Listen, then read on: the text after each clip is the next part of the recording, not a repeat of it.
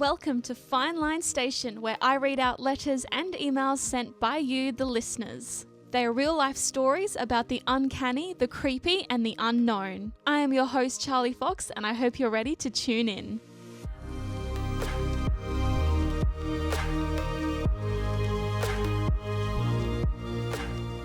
Today we welcome back Brandon Dove and his family of bizarre circumstances and strange events.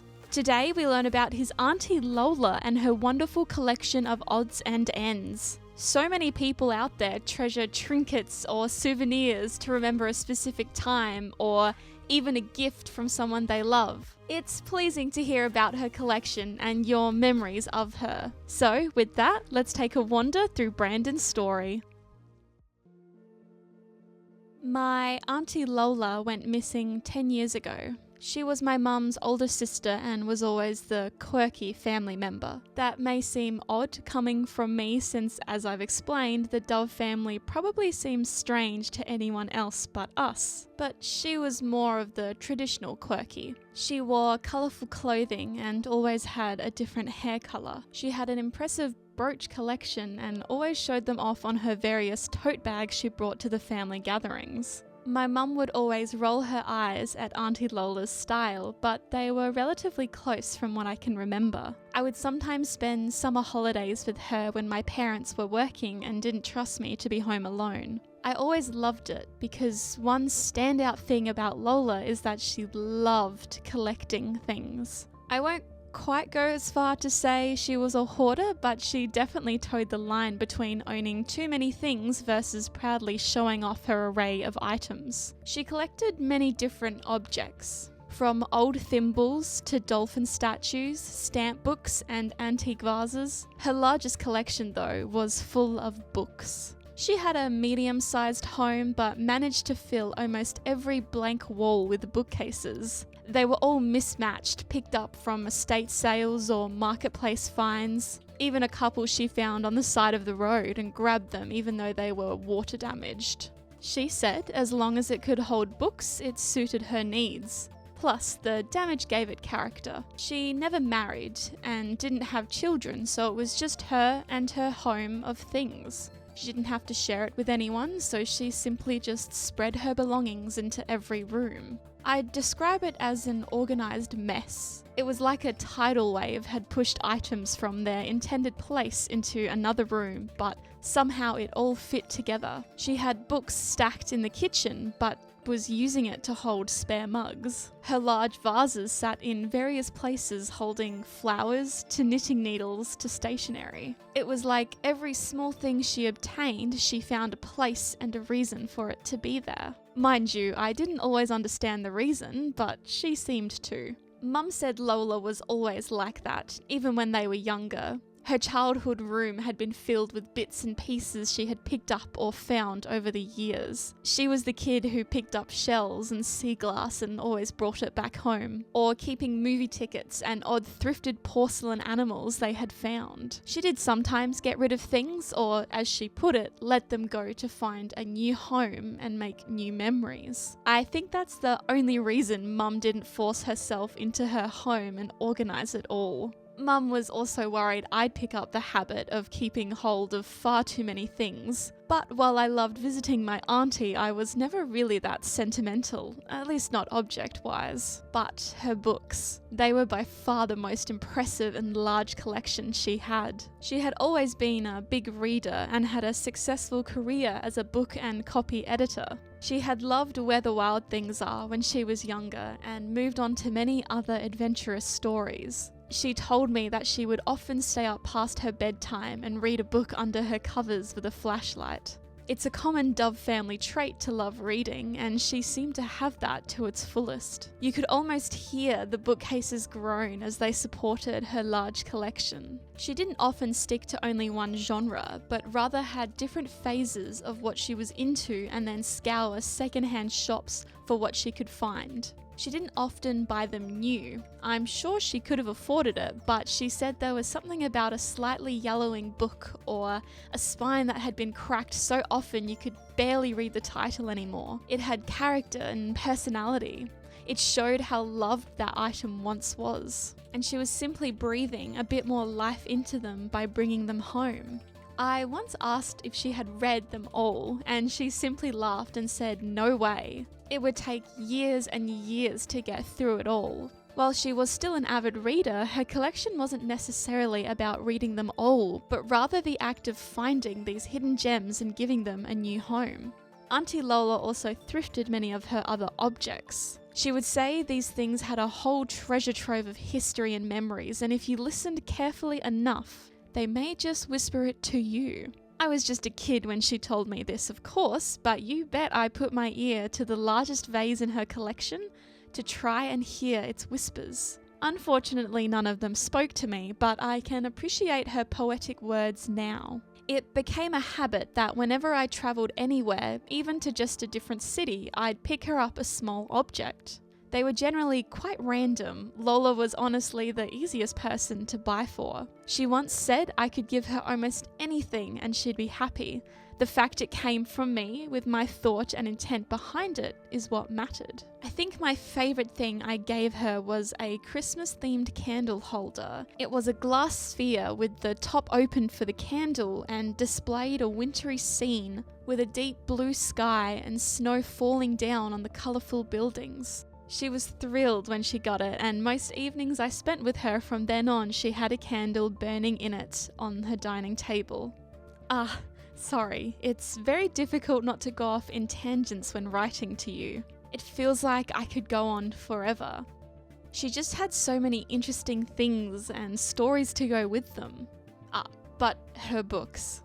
I was particularly fond of her mythology books. Like many kids, I grew up with a deep love for Greek and Egyptian gods and Norse hero stories. It was a delight paging through her many books, and her knowledge about the different mythologies seemed never ending. I vividly remember when I stayed with her for a few days and she read through a book for me that was a retelling about Ariadne and the Minotaur.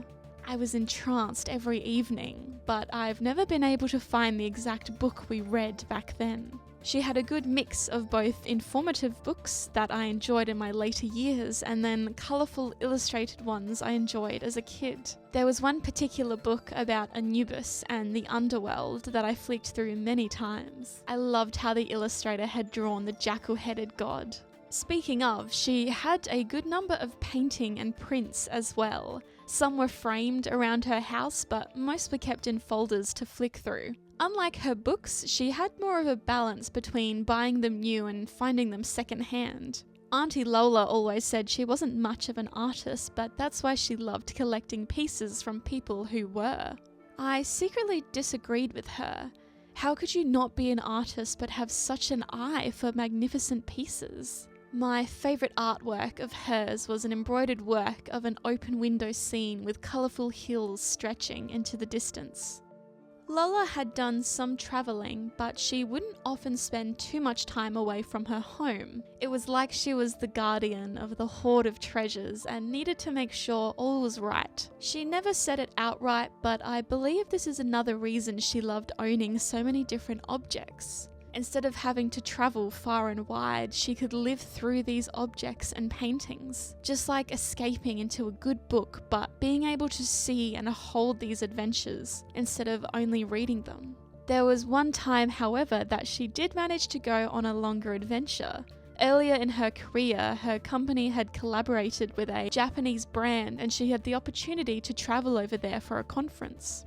As you can expect, she came back with her suitcase fully packed of trinkets and souvenirs. Her favourite thing she brought back was a Japanese puzzle box. You've undoubtedly heard of them before. There are many variations, but generally it was a small wooden box that would require you to move pieces, usually the lid, in a certain way to properly unlock the box. I was probably about 8 or 9 when she first showed me it and told me the story of her trip. She let me try to work it out, and I'm embarrassed to say it took me several days to open it. This was a simpler box and had only a few movements needed to unlock it, but I just couldn't wrap my head around it. Eventually I got the first 2 tiles in the correct spot and finally understood how it was meant to work and opened it all the way. That was a purposeful tangent this time, I promise. because after noting my interest, Auntie Lola showed me a wondrous genre of books all about puzzles. It started with a book called The 11th Hour, A Curious Mystery by Graham Base, in which you had to solve puzzles throughout the colourful illustrations to work out which animal had eaten all of the food before the dinner party. I grew up playing those I Spy books where you had to look for specific items among a cluttered illustration, so I was instantly hooked. Aunt Lola went through it with me because it was quite complicated, including things like Morse code hidden in the borders with even a Caesar cipher. A few years later, she showed me another puzzle book called Masquerade by Kit Williams.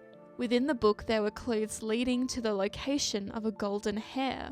However, unlike last time, the clues present were showing its location in the real world. I couldn't believe it. A game that went outside of its original media?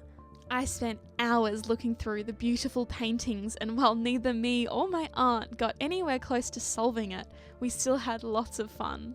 We started making up our own clues instead and pretended we were looking through her house to find the prize. The puzzle has been solved now, but I'll let you look it up if you're curious. There were a few more books she showed me through the years, like a Treasure's Trove by Michael Stadther, where you exchanged real tokens found from clues for precious gems, and The Skeleton Key by Erin Kelly, where jewels had been buried in 7 different real-world sites. The genre is now called armchair treasure hunts. I could tell Auntie Lola enjoyed these stories as much as I did. There was something thrilling about reading a fictional story that left sprinkles of clues for us to discover and use in the real world. I remember asking her one day if she'd ever try and search for these objects. She said no, of course. Not only were the clues difficult, but they were also often hidden far away from Australia. It was a responsible answer, but I could still see the longing in her eyes.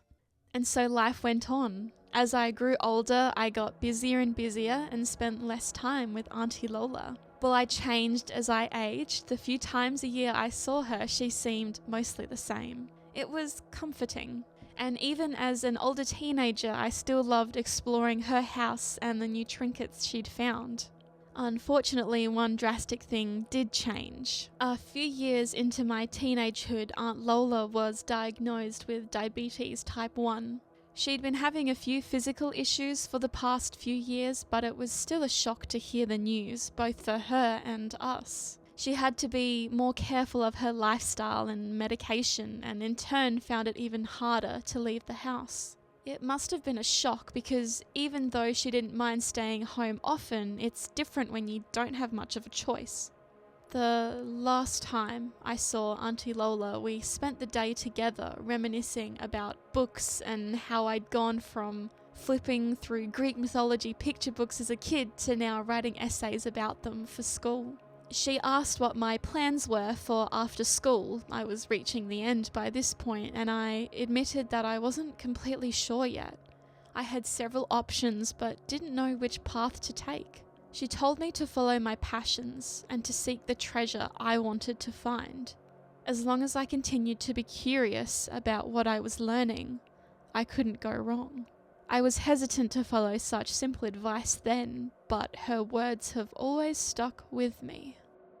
I then brought up the puzzle boxes and then the puzzle books we used to go through and how they were some of the first things to teach me about problem solving and thinking outside of the box. Lola's smile was bright when I said that, and she got up out of her chair, now a lot slimmer than she used to be, and pulled a book from her overfilled bookcase. She explained to me one last treasure hunting book called The Secret by Byron Price. There were 12 treasure boxes hidden around the US and Canada.